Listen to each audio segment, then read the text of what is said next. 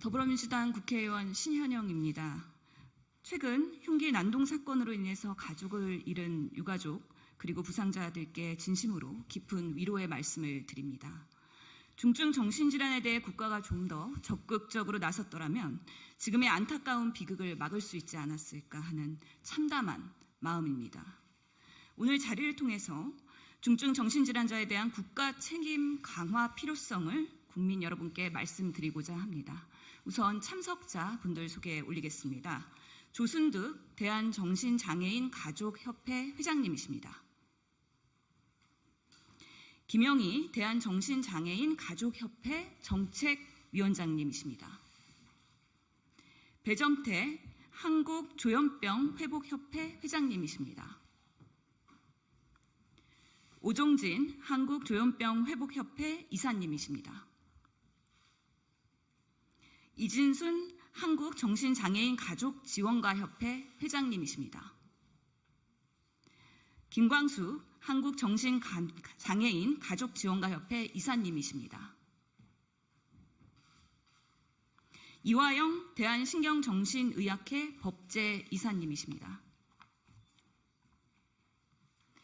오늘의 기자회견은 중증 정신장애인의 가족분들과 당사자분들 그리고 전문가이신 정신건강의학회와 모두 함께 하였습니다. 제가 발언하고요.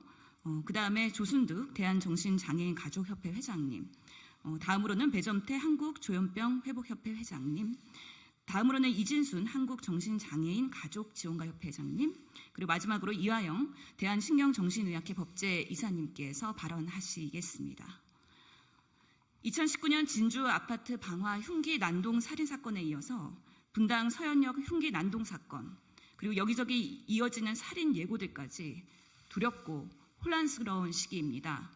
특히 일부 가해자들의 정신질환 병력이 알려지면서 중증 정신질환자를 잠재적 범죄자로만 낙인 찍는 인식이 더욱 강화될까 우려스럽습니다. 환자 보호자를 비난만 한다면 나아지는 것은 없습니다. 정신질환을 앓고 있는 환자들은 부정적인 사회적 편견 속에 갇혀서 치료를 꺼리게 되고 고립되게 되고 보호자와 함께 고통받게 됩니다. 중증 정신질환 관련 범죄가 얼마나 흉포했는지에 대해 관심을 갖기보다 왜 이런 비극적인 일이 발생했는지에 대해 하나하나 짚어보아야 합니다. 가벼운 정신질환이 어떻게 방치되어 병세를 악화시키고 환자 스스로와 사회를 다치게 하는지 돌아보고 전반적인 정신의료 시스템을 개선해야 할 때입니다. 환자들이 조기에 진단을 받고 빠른 치료를 통해 악화를 막는 것이 첫 번째입니다. 누구든 적절한 시기에 편견과 차별 없이 전문가에게 도움을 요청하여 치료를 받을 수 있어야 합니다. 정신질환자의 가족에게 과도한 책임과 의무를 부과하는 보호의무자 제도에만 의존해서는 안 됩니다. 중증 정신질환자의 조기 발견, 조기 치료, 적절한 외래와 입원 치료, 재활과 사회 복귀까지 이르는 일련의 과정은 국가가 책임지어야 합니다. 또한 병세가 급격히 악화되거나 자타의 위험이 높아 입원 치료가 필요하다면 빠르게 입원하여 치료를 받을 수 있는 입원 제도 전반에 대한 면밀한 검토가 필요합니다. 특히 사법 입원제의 필요성에 대한 논의가 활발히 이루어지고 있습니다. 법무부가 사법 입원제를 검토하겠다고 나섰으나 환자의 인권 보호 문제와 더불어 의료계, 법조계의 전문성 있는 인력과 시스템이 열악하기에 국민들께서 사법 입원제에 대한 우려를 나타내고 있습니다. 치료가 필요한 환자를 대상으로 신속하게 심리할 수 있는 인력과 자원이 사법기관과 의료계에 갖춰질 수 있도록 전문성 강화 기전을 비롯한 구체적인 대책과 계획이 미리 마련되어야 합니다. 또한 정신질환자의 인권을 보호한다는 원칙이 충분히 현실에서 작동할 수 있도록 인권 존중에 대한 보완책도 세심하게 논의되어야 합니다. 이 과정에서 환자단체, 가족단체 등의 당사자들과의 소통과 의견 청취 과정은 반드시 수반되어야 할 것입니다. 현재 보호입원제, 입원 적합성 심사 제도 등이 취지에 맞게 현장에서 제대로 작동되지 못하고 있습니다. 제도 보완을 위해서 기존 제도의 철저한 분석과 객관적인 평가가 선행되어야 합니다. 중증 정신질환 진료 영역은 필수 의료의 한 부분입니다. 의료진의 기피 현상, 이탈 현상이 심화되지 않도록 국가가 책임지고 나서서 지원해야 합니다. 중증 정신질환자를 볼 수 있는 의사와 간호사가 충분히 확보될 수 있도록 의료 인력에 대한 확보, 치료병원에 대한 지원책을 포함해서 국가가 기초 설계부터 다시 단단하게 재건하기를 바랍니다. 저 또한 국회에서 끝까지 이를 지원하기 위해 노력하겠습니다. 이상입니다.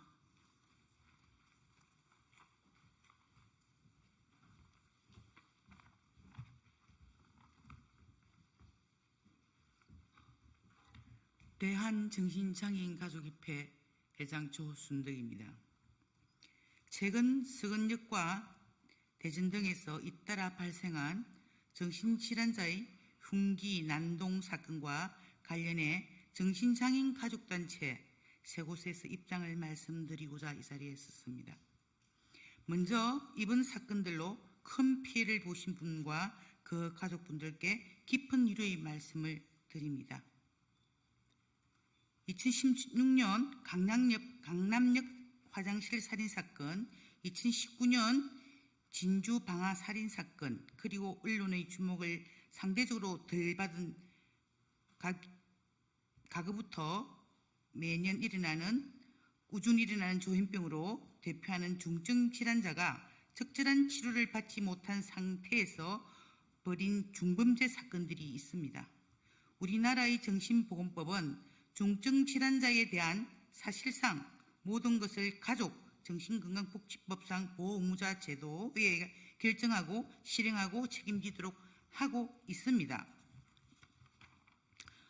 우리 가족단체들은 그간 이런 안타까운 기간에 일어났을 때마다 보건복지부 등 행정부, 국회, 보건복지위원회 등의 최소한 조현병으로 대표되는 중증 질환자에 대해서는 지금처럼 가족에게 이송부터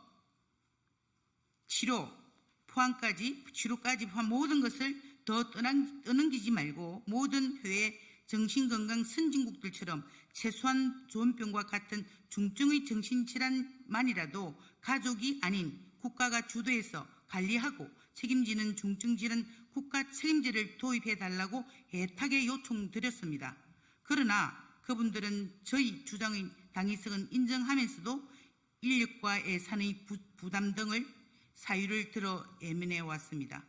그나마 올해 2월 14일 비자의 입원의 결정의 실행을 가족이 아닌 국가가 하도록 하는 정신건강복지법 개정안이 발의되었지만 역시나 이런저런 반대로 인해서 국회에서 국가 책임제의 핵심 내용은 다 삭제되거나 계류된 상태입니다. 일반 신체질환과 달리 정신질환의 경우 급성기, 그런 급성기 빠지기 직전 상태에서 환자가 설령 거부해도 적극적으로 치료할 필요가 있습니다. 그것이 환자 본인이나 타인의 안전을 위해서 꼭 필요하기 때문이며 그래서 전 세계 모든 나라에서 그런 정신질환자의 비자의 치료가 법제화되어 있습니다. 그러나 다른 나라와 우리나라의 결정적 차이는 이런 비자의 치료 및 호송 관련하여 실제 현장에서의 판단과 실행, 비용 부담까지 전부 가족 보호무자에게 되어 있다는 것입니다. 강제이송, 강제치료가 필요하다고 여겨진다고 하더라도 그것을 가족이 결정하면 그것이야말로 심각한 인권 침해입니다. 가족은 경찰도 정신의학과 의사도 판사도 아닙니다.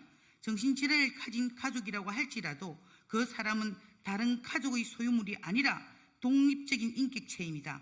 가족에게 불합리한 부담과 권한을 주고 그에 따른 민형사상 책임까지 다 떠넘기는 나라는 우리나라 정도밖에 없습니다. 가족의 역할은 그런 것이 아니라 사랑하는 가족이 겪는 정신적 어려움에 대한 공감과 지지입니다. 보호무자 제도는 UN, CRPD, 정신장애협약에서도 정신에는 어긋난 제도입니다. 그 정신은 중증정신질환자의 자기 결정권에 대한 일식 제한이 필요가 있더라도 그것을 가족 등 사인이 판단하고 결정하지 말고 국가가 하라는 것입니다. 이상입니다. 감사합니다.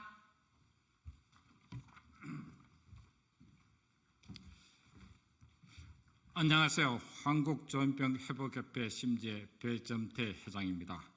호소드립니다. 국가 책임자를 주장한다고 해서 저희가 중증 정신질환을 앓고 있는 가족을 전혀 돌보지 않고 국가에 다 떠넘기겠다는 말은 전혀 아닙니다. 최소한 환자의 자기결정권을 일정 부분 제한할 필요가 있어 보이는 상황에서만이라도 환자의 건강과 인권 그리고 이번 사건에서 보듯이 우리 사회의 안전을 위해서 국가가 책임지라는 것입니다. 가장 극단적인 의료자본주의 제도를 가진 미국조차도 중증 정신질환자에 대해서는 국가가 치료와 안전의 모든 것을 책임지고 있는 제도를 채택하고 있습니다. 저희는 우리나라 다른 법에서 지어진 부양 의무는 착실히 다하겠으니 정신건강복지법상 보호 의무자라는 부당한 제도는 이제 더 이상 받아들일 수가 없습니다. 아니, 이제 거부하겠습니다. 조현병 환자를 돌보는 부모 중 치료받기를 권하다가 환자로부터 폭행당하고 심지어 흉기로 위협당한 경험이 있는 경우가 적지 않습니다. 하지만 조현병을 걸리는 친구들은 대부분 착한 아이들입니다. 너무 착하고 순진하여 학교 왕따 등 사회적 스트레스를 이겨내지 못하여 이 병에 걸리는 것입니다. 이렇게 착하고 순진한 아이도 제대로 치료를 받지 못하는 경우 폭력성을 인하여 사회적 큰 문제를 일으킬 수 있습니다. 호소드립니다. 모든 조현병 환자가 위험한 것은 아닙니다. 그러나 적절한 치료를 못 받거나 치료받다가도 임의로 치료를 중단한 조현병 환자 중 아주 극소수지만 위험할 수도 있습니다. 더 이상 끔찍한 사건이 발생하지 않도록 국가가 책임질 것을 호소드립니다.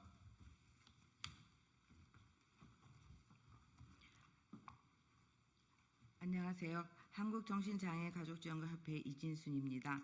이번 사건 후 법무부와 복지부가 태스크포스를 구성해 사법 입원제 도입을 변화를 공사 검토하도록 한 결정을 일단 환영합니다. 사법 입원제 도입은 보호의무자 제도의 폐지를 전체로 시행할 수 있기 때문입니다. 다만 2019년 진주 방화살인 사건 때도 그랬듯이 검토하는 말만 띄워놓고 여론이 식으면 슬그머니 없던 일로 덮어온 전례를 봤던 저희에게 들립니다. 이번에야말로 말이 아닌 실제 행동으로 정신건강복지 관련 법과 제도를 개혁해야 합니다. 행정부의 입법부가 이번에도 일시적으로 면피용으로 대책걸음만 하고 실제로 움직이지 않는다면 우리 단체들은 연합하여 강력한 투쟁에 나서겠습니다. 어제 저희는 더 잃을 것도 없습니다. 사건 직후부터 대중들의 여론은 가족들은 환자 치료제는 안 하고 왜 방치했느냐, 사실상 공범이다, 책임져라 라는 것입니다. 수십 년간 어렵게 환자를 잘 치료하도록 하고 돌봐왔지만 돌아온 것은 대중들의 차가운 비난밖에 없기 때문입니다. 대중들은 현 정신건강복지법에 대해서 잘 모르시니까 그러시는 것을 이해합니다. 그러나 정부와 국회가 그래서는 안 됩니다. 더 이상 가족을 욕받이 역할로 두면 안 됩니다. 지체 없이 중증 질환자에 대한 마련과 자리를 정부의 국회가 마련해야 하고 거기서 가족들이 생생한 목소리를 낼 수 있게 보장해야 합니다. 1. 정부와 국회는 보호의무자 제도 폐지, 사법 입원제 도입하는 정신건강복지법 개정에 나서라. 2. 비자의적 치료 관련한 제도뿐 아니라 전반적 정신건강복지 개혁 추진을 위한 기구를 만들고 가족단체 및 유관단체가 참여하여 목소리를 낼 수 있도록 하라. 3. 보건복지와 기획재정부 등 행정부는 신림역 사건 이후 이미 대통령께서 국무회의에서 직접 지시했듯이 정신건강복지를 위한 인프라 투자에 적극 나서서 최소한 OECD 평균 수준이 정신건강복지 예산을 우선 배정하라. 끝으로 다시 한번 이번 사건에 피해를 본 분과 그 가정분들께 심심한 위로의 말씀을 드립니다.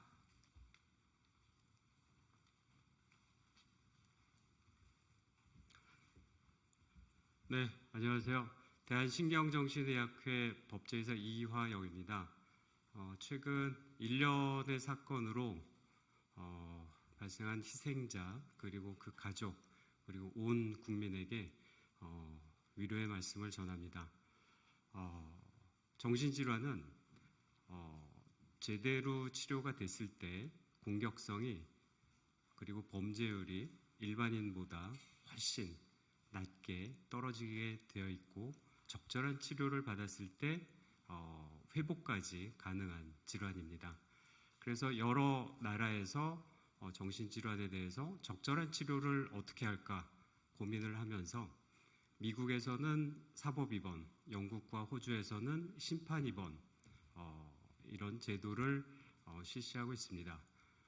현재 우리나라에서 시행되고 있는 보호의무자 제도에 의한 비자의 입원은 대한민국에서 정신보건법이 처음에 제정될 때 일본의 법을 많이 반영을 했는데 세계에서 유일하게 보호의무자에 의한 입원이 일본에서 이루어졌었고 그 법을 대한민국에서 어떻게 보면 이제 가져온 거죠.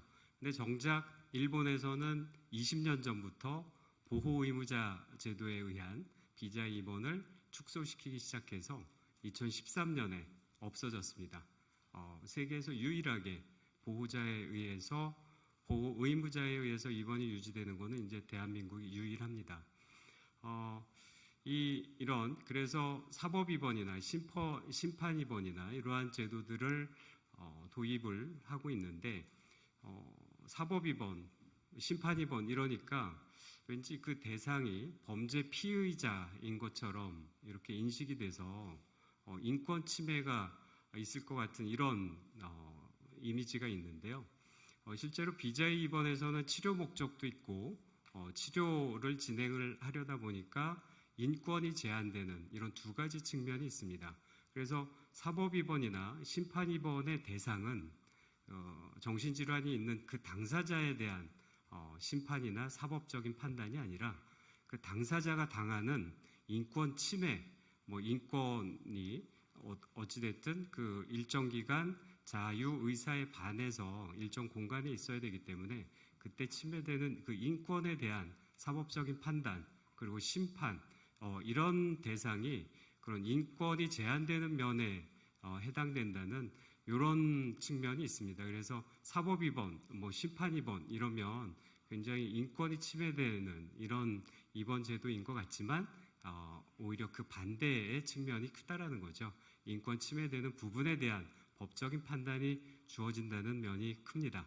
그래서 저는 이런 사법입원, 심판입원 이런 용어보다는 안심입원, 안심인권입원 이런 용어로 좀 바꿔서 이런 비자의 입원을 진행하는 것이 어떨까 그런 용어 자체를 좀 사법입원 제도, 심판입원 제도 하면 너무 이렇게 인권 침해되는 이런 오히려 오인되는 그런 부분들이 있어서 그런 점들을 말씀드립니다. 감사합니다.